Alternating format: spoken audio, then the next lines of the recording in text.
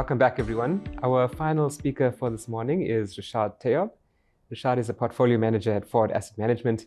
They manage the Nedgroup Investments Stable Fund for us. Rashaad, welcome. Nice having you. Nice to be here, Anil. So, Rashaad, let's start by talking through performance. Now, if you look at the fund's mandates, it is inflation plus 4 over rolling 3-year periods. And there's also the dual aspect to it, which is no capital losses over rolling 12 months. So can you please talk us through the numbers? So 2025 was a very eventful year. So we just year one of a Trump presidency. So it feels like 4 years, but there's still another 3 to go. But we had a big sell-off into April in the tariff announcement, but after that we saw as big a recovery. So a very interesting year from a range of asset classes. And at the end of the day, South African assets did perform quite well, and the fund was able to take advantage of that. So when we're looking at our aim to get CPI plus 4, we were able to deliver well above that over the shorter term, and the longer term kind of in line with the CPI plus 4 benchmark. A little bit behind the average fund, I think maybe a more conservative positioning, limited some returns. Generally, we do have a higher offshore allocation. We think that's great from a diversification and return perspective, but the Rand was particularly strong. So that might have cost us a little bit on the relative performance side. Yeah, shall we dig deeper into some of the contributors over the past year and 3 months as well? Yeah, so foreign assets are a big component, roughly close to that 45% limit. We do think it adds a lot of value over the longer term by having that offshore component, and the offshore side did very well. Our global funds were above benchmark. Ford International delivered a return in excess of 30% in dollars, but that was inhibited by the very strong performance of the Rand last year. So the offshore delivered great in dollar terms, but in reality, our clients have Rand returns, and that did deduct from performance, but overall it was still the largest contributor to returns. Other assets, that's mainly the gold position, and even though that averaged around 6%, gold had a phenomenal year, and that component delivered 2.3% for the year. And then on the local side, the SA assets did well. The equities, property, bonds are healthy components of the fund. They all delivered substantial contributions. On the fixed income side, we have been shifting the majority more into inflation-linked bonds. So maybe we didn't quite get that full return from the nominal bonds, but a healthy return across the range of asset classes. So overall, I think we're comfortable with the return that we got and the way that we did it in a conservative way. And I think we are quite well set up as we look at our allocations going into next year, which I know we'll chat about a bit later. Yeah. I mean, it's just interesting. I see you've mentioned gold on the slide there. You guys have held gold for quite a long time as a portfolio diversifier, and it's like really come through now as well. Yeah, so it's been more than a diversifier. I've got a specific slide on that later. So maybe we'll talk about some of the key drivers and whether, I mean, as we sit now, we've moved above $5,000. And the big question is how much more is there to go when we've gone up? It seems like it's taking a very little time for each $1,000 increment at the moment. So how much froth is there in the gold market? We'll maybe chat a bit more in depth on that. Yeah. I mean, especially after being up like 60% in dollars over the past year. But yeah, we'll get into that. I mean, if you just look at last year, it's been almost like the perfect conditions for the Rand and for bonds. Like, what are your thoughts on how that happened? What were the conditions? Like, why was it like kind of the perfect storm, if I can put it that way? Well, the opposite of perfect storm, because for South Africa, it was just the sweet spot for SA assets. We saw a confluence of factors coming together. I think firstly, we saw the sell-off in the dollar in the first half of the year around the period of the tariff tantrum. And when that happens, a lot of money gets pushed into emerging markets. And South Africa, as a major emerging market, was a beneficiary of that. You saw credit spreads, emerging market spreads go to record lows. Despite all the volatility around, credit spreads have really narrowed, really rallied in the second half of the year, and we've been a beneficiary of that. If you look at our CDS, for example, it's the risk premium on South Africa. It's down at levels we haven't seen since 2006, 2007. And back then, our debt ratio was in the 20s. Now we're heading to 80. So we are a lot more riskier credit, but our risk premium is actually extremely low at the moment. So we've benefited from this global liquidity environment. The chart I've got here is our terms of trade. And here we were in the sweet spot. Globally, you look around the world, we were the biggest beneficiary because if you look at our major exports, platinum and gold, rallied massively. One of our biggest imports is oil, and there the price has fallen. So you look at the ratio of those two, we've definitely benefited massively from a terms of trade perspective. And then I think finally the fundamentals on the ground have been improving. After the fracas around the budget, where we had 3 budgets, things have calmed down. The GNU has stayed intact. And I think you're seeing incremental positive developments around the growth outlook because you've ended load shedding. You're seeing some improvement on the SOE side. The question is how much more can that continue, and will political noise pick up in the second half of this year? That's a very good question. I mean, just changing tack a little bit. If you look at the lower new inflation target, I mean, firstly, if I can pause you, why is a lower inflation target for South Africa a good thing? Like maybe it is, maybe it isn't. I'd like to hear from you. But do you think they can achieve it actually going forward? So that is a big question. I'd firstly say that it's a very aggressive target. So we had a midpoint of around 4.5%, and we're reducing it down to 3%. Now, if you look at South Africa's inflation history, we've barely been close to or even below the 3% level. We've spent 97% of the time above 3%. So to move down so aggressively is a little bit ambitious. So I'd say that. If you can get the benefit of a low inflation target is you get a more stable macroeconomic environment. So that is a benefit over time. The downside of a low inflation target is that your nominal GDP grows more slowly. Your total size of your economy, and that's critical when you've got a high debt burden. I mean, we've gone from 1 trillion rand of debt to 6 trillion in about 12 or 13 years. So our debt burden has increased massively. If you now have muted economic growth, and we're looking maybe around 1.5% this year, which is higher than the last few years, but still quite muted.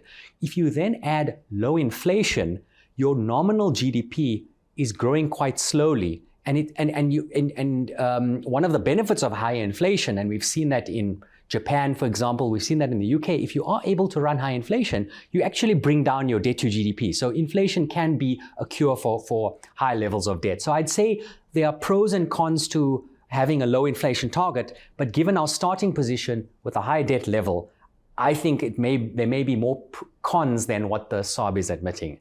And then if we're talking about some of the challenges which we face maybe in the second half of the year, if we look at where the rand is, touching the 16 level or even slightly below, if we look at where the oil price is, yes, inflation in the next few months will be quite muted.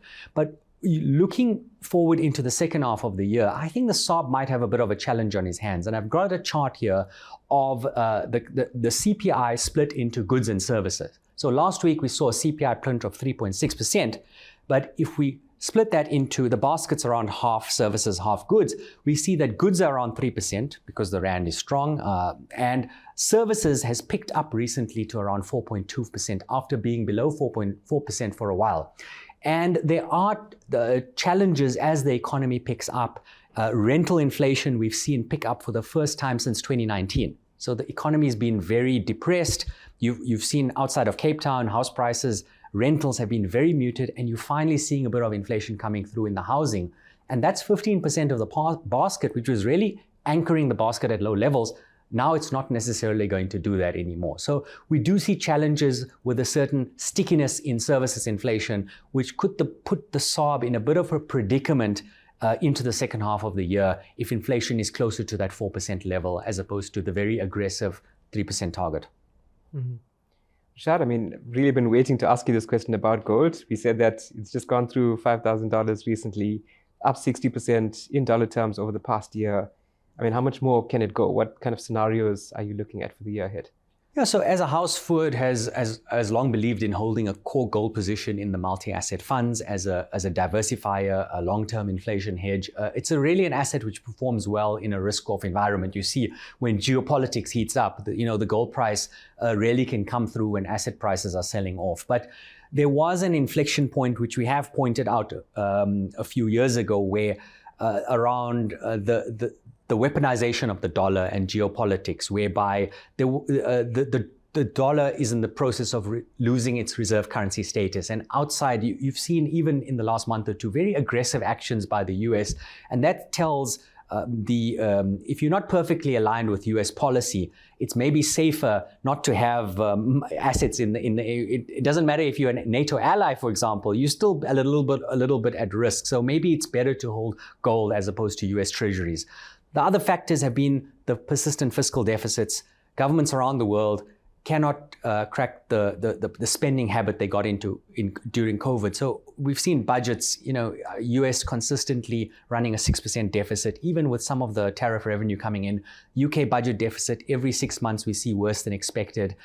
Japan, the bond mini blow up that happened recently was around tax cuts, which were going to cut 20% out of the revenue, and no one knew how they were funded. So there's still this element of recklessness in terms of governments all over the world, and that I think is making people realize they need to hold a higher gold allocation. And then monetary easing. We've seen rate cuts, a bit more to come, and the most important central bank in the world is the Fed. And what we've seen from Trump is he's looking for the most dovish Fed governor possible. That being said, the asset has done phenomenally, the best performing asset class 2 years in a row. If you look at valuations relative to equities, relative to other asset prices like house prices, relative to inflation-linked bonds, TIPS in the US, it is looking a bit stretched, and we are seeing elements of frothiness. So we have sold on the margin, taken a little bit off the table, taken profits on it, and given the frothiness in the market, we could see some sort of pullback again. But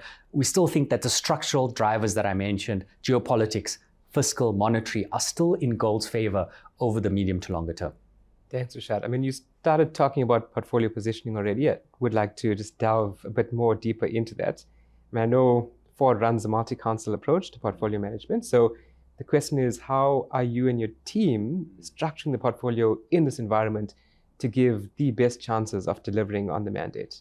So when we look at the portfolio, we are looking for assets which can deliver us that CPI plus returns, and also for control for the downside risk. And when we're looking for that, we do have this preference for real assets because, inflation might be muted at the moment, both here, but if we look at the global dynamics, we do think that you want to be protecting your portfolio with real assets. And that's why if you look at our equity component, it's close to the maximum. In fact, with market movements, it's just ticked over, but it's a mix of different equities. We think that the US market is relatively expensive, so we've got a little less there, but equally spread. See it clearly in your position. Yeah, so equally, but we've got a MSCI World at the moment, given what we're seeing as potentially a tech bubble with US stocks, is heavily weighted to the US, more than 70% now. But if you look at our portfolio, we almost equally weighted with South Africa, Asia, Europe, and the United States. So we think that diversification gives good benefit.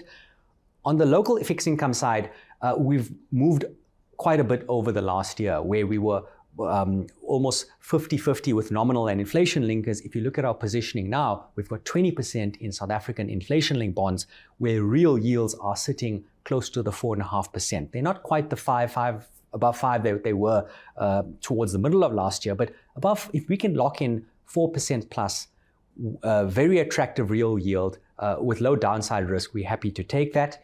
We have money market assets where we are able to get effectively CPI plus 2 to 3, but that does give us optionality, if the markets do come down a bit. And on the foreign side, also you're seeing a preference for shorter term bonds and some foreign ILB. That's the TIPS allocation. So more conservative on that side, and looking for opportunities in maybe what could be a risk-off environment. I mentioned credit spreads at extremely low levels, whether you look at high yield emerging markets. You're not getting value in credit at the moment, so we've very much in the safest type of assets in the shorter term. And then also a property exposure. It's a foreign property, but it's actually locally listed. Our biggest position would be NEPI Rockcastle, which is a locally listed stock, but Eastern European property. So a good, and we still have around 7% in gold. So we think a good mix of different asset classes with within the return objective, capital protection, and making sure that they can all deliver on an individual or combined basis to give us that CPI plus 4 return. Yeah, brilliant. I mean, Rashaad, any final comments on Outlook before we close for today? I think we've talked around most of the issues, but the return and risk target is definitely in mind. It was a very busy year, 2025. If you look at the sell-off, the recovery, the move in golds and commodities, which is getting very frothy at the moment. And we've started the year off in a very similar vein with those same trends materializing. And we do think that these volatile and geopolitical risks will remain elevated. You are seeing some big shifts, some big realignments, and at the same time, you are seeing very big gaps in terms of valuation. So, for example, we are more overweight in terms of Asia. We are more positive on China in terms of the growth and valuation story there. We are able to get companies which are growing faster than the Mag 7, for example, at less than half the valuation. So we are seeing value and diversification all over the world. We still like gold, although we have been trimming, and we do think there is a potential for frothiness. And then I'd say, inflation linkers, we've got a bit in the TIPS market where a very benign inflation environment is priced in. We got a good amount of local inflation-linked bonds where you've also seen a strong rally in nominal bonds, and the market really pricing in a very low inflation environment in South Africa on a long-term 5 to 10 year sustainable basis. We're not so sure, or at least we're not sure that the risk return is definitely there. And you don't need much inflation for now, from this point, for linkers to outperform nominals. Okay, brilliant. Rashaad, thank you so much for your time today. Thanks, Ananya.